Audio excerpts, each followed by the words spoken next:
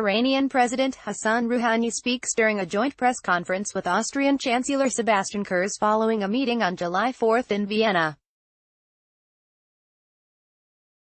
Alex Ilata, AFP, Getty Images. Who knows what was going through President Trump's head when he tweeted out an all-caps threat at Iranian President Hassan Rouhani earlier this week? Perhaps even the president himself doesn't know. It is possible that Trump has visions of regime change in his mind. Or he may be looking to repeat his North Korea gambit, a self-inflicted crisis followed by a theatrical summit that allows him to assume the mantle of statesman. Either of these scenarios could come to pass. Both would leave the United States worse off than if Trump had instead stayed in the Iran nuclear agreement. The pathway Trump most likely will follow is toward confrontation. Iranian politics may simply not allow for rapprochement with Trump, even if that is something he wants. President Rouhani made the agreement known as the Joint Comprehensive Plan of Action the centerpiece of his presidency, and since the American withdrawal he has come under withering attack from hardline opponents in Iran. If he were to now meet with the man who walked away from the deal and reimposed sanctions, he would be pilloried. Iran is certainly not a democracy, but factional politics exist and put limitations on its politicians. As for the Trump administration, it may also be less motivated to pursue a high-profile summit with Iran than it was with North Korea because it sees a more appealing alternative. National Security Advisor John Bolton, Secretary of State Mike Pompeo, and Vice President Mike Pence all seem to have convinced themselves that the Islamic Republic is on the verge of internal collapse, and that increasing economic pressure and pursuing peaceful regime change is a viable and cheap option. It is certainly better than going to war, which remains a deeply unpopular choice with the American public. A third factor working against a U.S.-Iran breakthrough is America's regional partners. In the North Korea case, South Korea was invested in de-escalating the situation and finding a diplomatic solution. It played a critical role by bringing the offer of a summit directly to Trump. Israel and Saudi Arabia are not going to play such a role. They are deeply invested in a confrontational approach toward Iran that would weaken the regime or, even better, bring it down altogether. Bibi Netanyahu and Mohammed bin Salman will do everything they can to discourage a spectacle like the one we saw in Singapore last month. The lack of international unity to pressure Iran will also make this situation difficult.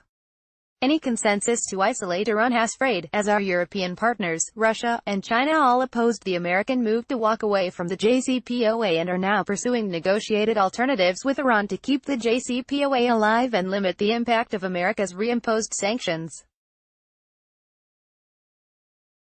As long as this remains the case, Iran will probably prefer to engage with the other members of the P51 and exacerbate a rift between the United States and its partners. The lack of international unity to pressure Iran will also make this situation difficult. Given these limitations, the most likely scenario is that the Iran situation will just continue to putter along. The Trump administration will try to induce regime change via sanctions, a strategy that is unlikely to succeed. And even if it does, it could bring unpredictable and not necessarily positive results. As we saw during the Arab Spring, regime change could bring about significant instability or even civil war. In the case of Iran, the most likely scenario would probably be the replacement of a clerical regime with one ruled by the powerful Islamic Revolutionary Guards Corps with little change to Iran's foreign or domestic policy. The Iranians will negotiate with the other members of the P51, though as the impact of the U.S. sanctions becomes more acute, they will also likely retaliate for U.S. violations to the JCPOA by restarting elements of their nuclear program in violation of the agreement. All sides will continue to try to avoid a major war, and the president will continue with angry tweets that will have little effect. There is an alternative reality in which President Trump dreams of a high-stakes summit with President Rouhani, or even better with Supreme Leader Ali Khamenei. This would play to the Trump's instincts as a showman and may be more plausible than people believe. The pathway to such a spectacle likely goes through Trump's favorite foreign leader, Vladimir Putin. One of Putin's strongest motivations is to present Russia as an indispensable player on the world stage, a superpower at parity with the United States. Convening a historic summit that includes the presidents of both Iran and the United States would be a major coup for Putin that would further cement that perception. Russia also has an interest in preventing either a US-Iran confrontation or a nuclear-armed Iran. That is why during the Iran nuclear negotiations of 2013-15, Russia and the US found common ground on Iran even as the US-Russia relationship deteriorated badly in other arenas. The Russians were a critical player. They often took the Iranian side and made things more difficult for the United States, but there were times in the negotiations when they also put the screws to the Iranians and succeeded in wringing concessions that none of the other players could. The Russians are also deeply invested in a successful end to their military intervention in Syria. Consolidating their military victory requires a political agreement among the key actors, including the United States and Iran. Despite years of meetings and processes in places such as Geneva and Astana, Kazakhstan, thus far all efforts at negotiation have failed. Therefore, a summit that yields progress on this front should be appealing to Putin. Putin may also be able to bypass all of the objections of Trump's advisors, as well as those of our Israeli and Saudi partners, by going to the president directly. One need only look to the president's performance at the Helsinki summit for evidence that Putin can get Trump to agree to things that all of his advisors object to. And Trump's persistent mistreatment of European and Asian allies should give our Israeli and Saudi friends some pause. Would he really not turn on a dime if Vladimir Putin offered him a high-profile diplomatic spectacle that allows him to play to the media on the global stage? Perhaps the biggest question is whether Putin could sell this to the Iranian leadership. He would have to make the case that Trump, as he did in North Korea, will come unprepared and make major concessions without getting anything substantive in return. If the talks with the other members of the P5 are failing to get Iran meaningful sanctions relief, this option could also be appealing.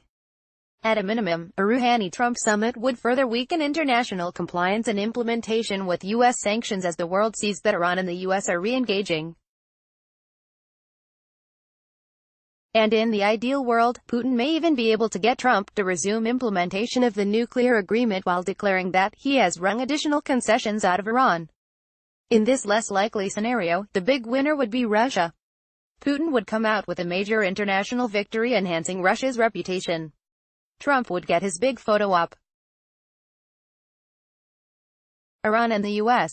would return to where they were before the president needlessly walked away from the JCPOA. And so ultimately, this is where we stand 2 months after the president foolishly threw relations with Iran into chaos. The most likely scenario is that the U.S. pursues a fruitless regime change strategy and becomes more internationally isolated while Iran gradually restarts its nuclear program. The perhaps slightly better scenario is that by giving Vladimir Putin a huge win, we restore the chilly but functional peace with Iran that President Obama achieved in 2015. Neither of these possibilities are appealing, and both are the result of a president who is more invested in his public image than in America's national security. If you think Slate's work matters, become a Slate Plus member. You'll get exclusive members-only content and a suite of great benefits, and you'll help secure Slate's future. Join Slate Plus. Join